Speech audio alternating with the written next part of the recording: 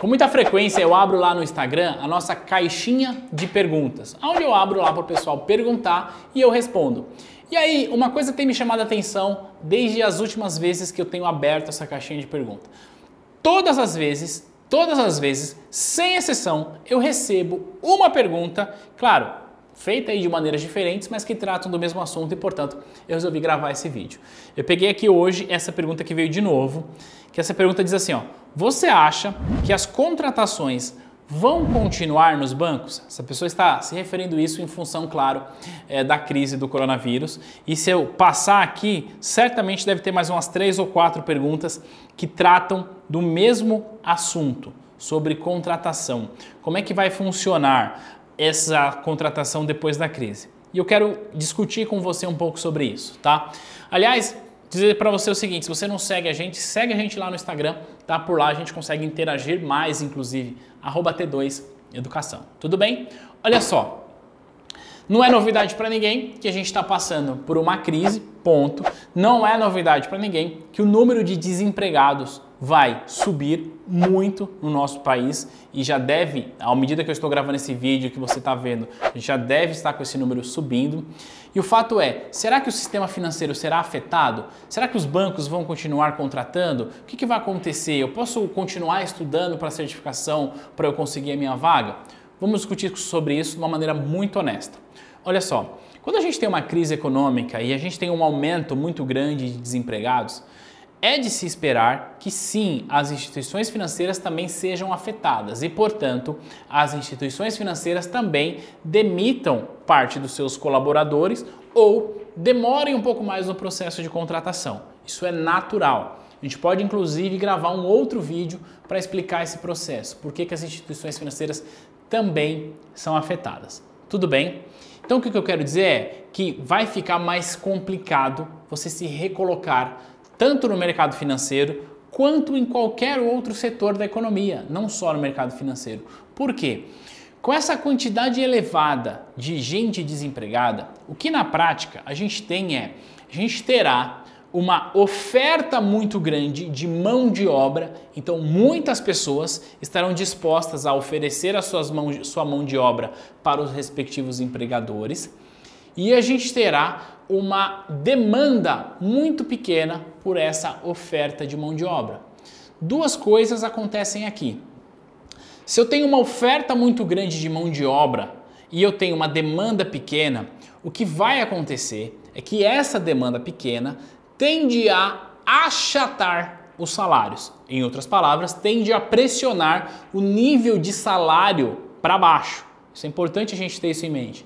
Então, quando a gente olha o salário médio do brasileiro, que está ali perto de 2.000 e alguma coisa, é bastante provável que quando a gente estiver num momento bem acentuado da nossa crise, o salário médio do brasileiro caia.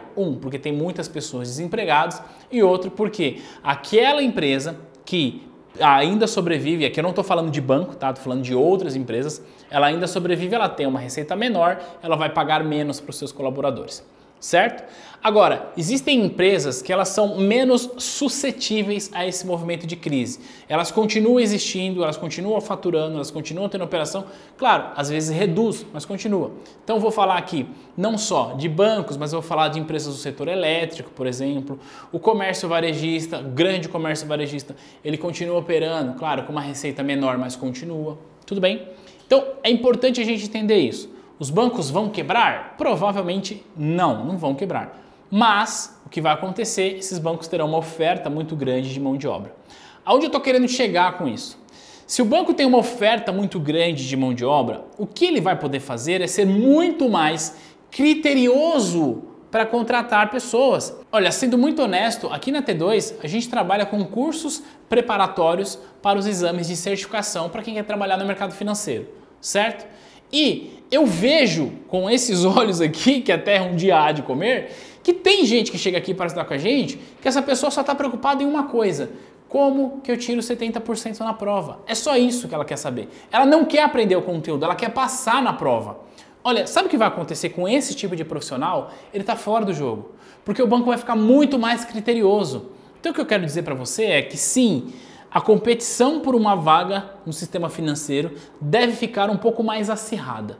E por ficar um pouco mais acirrada, não cabe mais o profissional que ele só está pensando em passar na prova.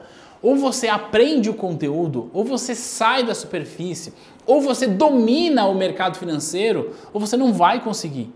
Então eu estou sendo bastante honesto com você, bastante sincero, e eu sei que você que segue a gente há um tempo, você sabe do quanto eu prezo por isso, do quanto eu digo que passar na prova é só um detalhe, que você não deve focar em passar na prova, você deve focar em aprender. Porque você vai estar sentado com uma pessoa que está concorrendo com você por uma vaga no banco. É isso que vai acontecer. Então você e essa pessoa, as duas, têm CPA 10 ou as duas têm CPA 20, ou às vezes você tem CPA 10 e essa outra pessoa tem CPA 20, por exemplo. Ela leva vantagem sobre você? Não necessariamente. Não necessariamente. Dependendo da vaga, se for para alta renda, claro que sim, mas se for para o banco de varejo, não necessariamente. A vantagem aqui não está no número da certificação. A vantagem está o quanto de fato você sabe. Tem profissional CPA 20 que se pedir para ele explicar a relação inversa de taxa de juros e preço de título de renda fixa, ele não vai saber explicar. Então não adianta focar na certificação. Foca sim em ter a certificação, mas em aprender, em dominar o assunto, porque é isso que vai fazer você se diferenciar, principalmente agora, nesse momento de crise. Beleza? Então eu queria deixar esse recado para você que segue a gente. Conte com a gente. Vamos junto, se qualificar, aprender, manjar dos Paranauê tudo. Tudo bem? A gente se vê no próximo conteúdo. Beijo, tchau!